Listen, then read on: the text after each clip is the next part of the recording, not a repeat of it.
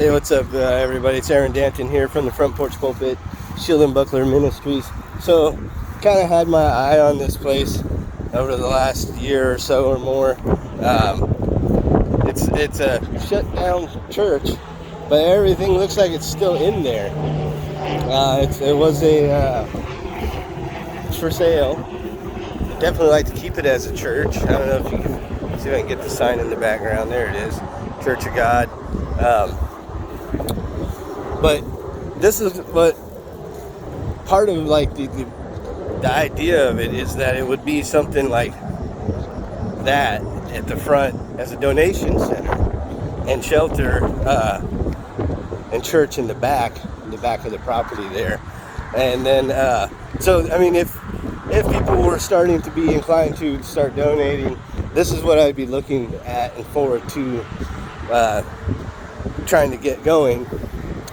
The donation center as a rebuild it center, a recycling center, rejuvenating center, a recentering on Christ, Jesus place, with property that is expandable to build tiny homes on and behind it, and the church, the actual church. This would be like the donation and repurposing center where people would be able to donate goods. We would clean them up, make them neat, check them, for serviceability, put them on a shelf, and then as people come in and needed help, we would go forward with trying to build them a tiny home on the property behind, and in a small neighborhood. It's away from the main part of the city. This is Enid, Oklahoma, outside of Enid, Oklahoma, between Waukomis and Enid, and so it would be away from the main centers of where people congregate that don't really want to help themselves. But a place like this, outside of that main area, with everything you need, based around Jesus Christ, people would donate their goods, their services. Somebody already on TikTok said, I've always, I've been a carpenter my whole life and a fabricator, and I've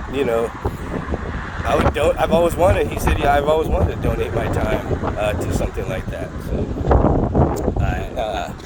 And so that was part of what, this is part of what I was thinking.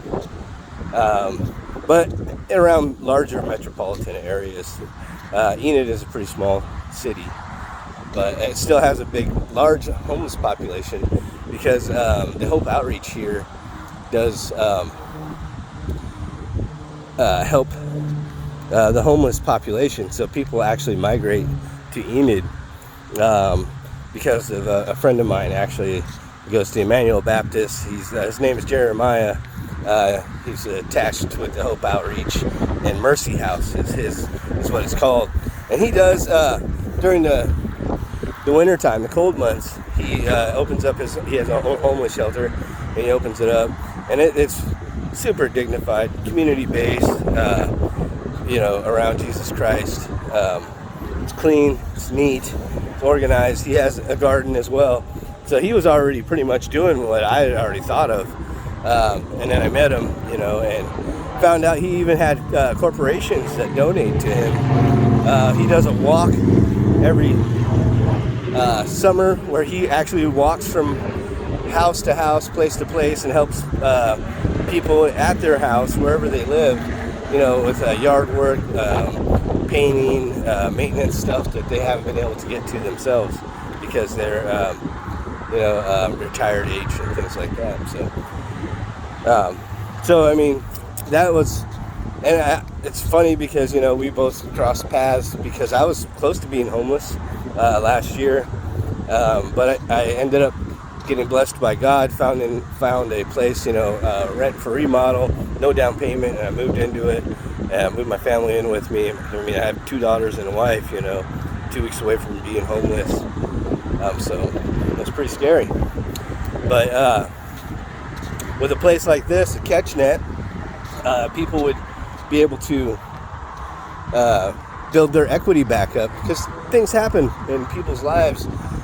Things happen to good people, it just is the way it is. Until we tilt the scales back to goodness, bad things are going to happen to good people more often than not. whenever they start trying to push forward in projects like this. And actually, one of the things I had done, and all kinds of trouble came right after I made all these announcements and plans and videos, was I took some of the stimulus money and I bought a car to rebuild and then resell, and then buy more cars to rebuild and resell. And so that has been part of my plan all along. So I just don't like the idea of having to try to sell an idea, you know what I mean? And so rather than, just gospel based on, Jesus Christ salvation and things like that.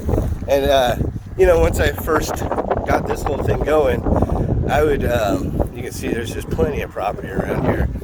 And this is a farm, backside farm right here.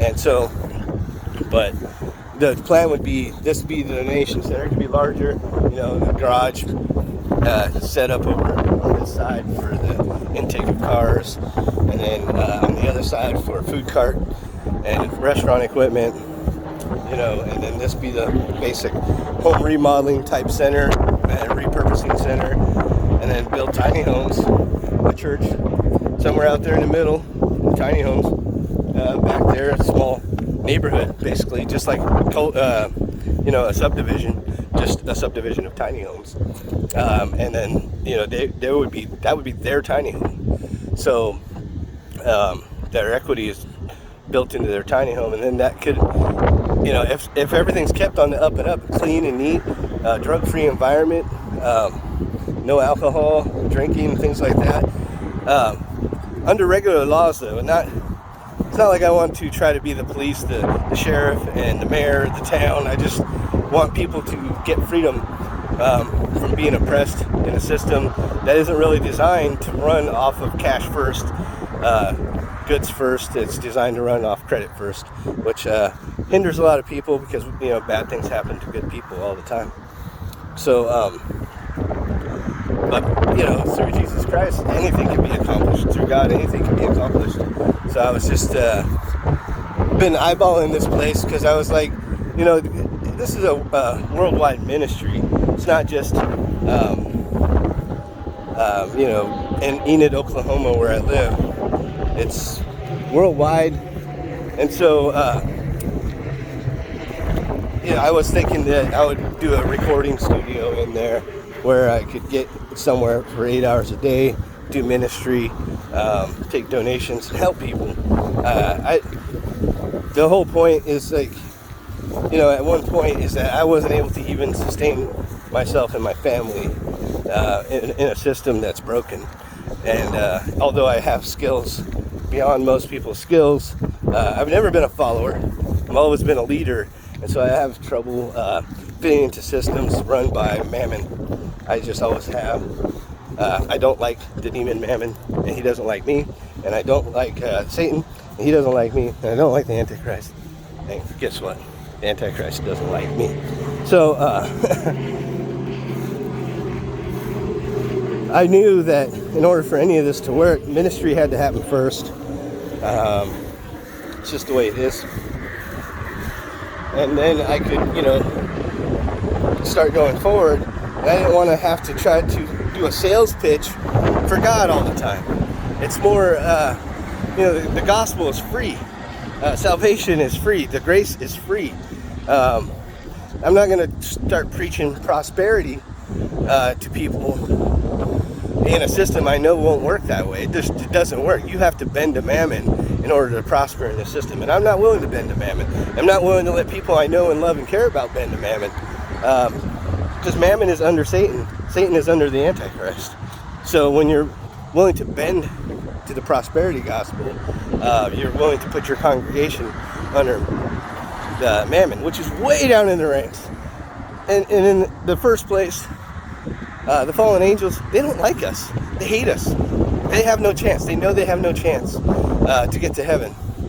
And they don't like you because of that. Because they're fallen. So, all right, you guys. May God and Jesus Christ bless. Amen.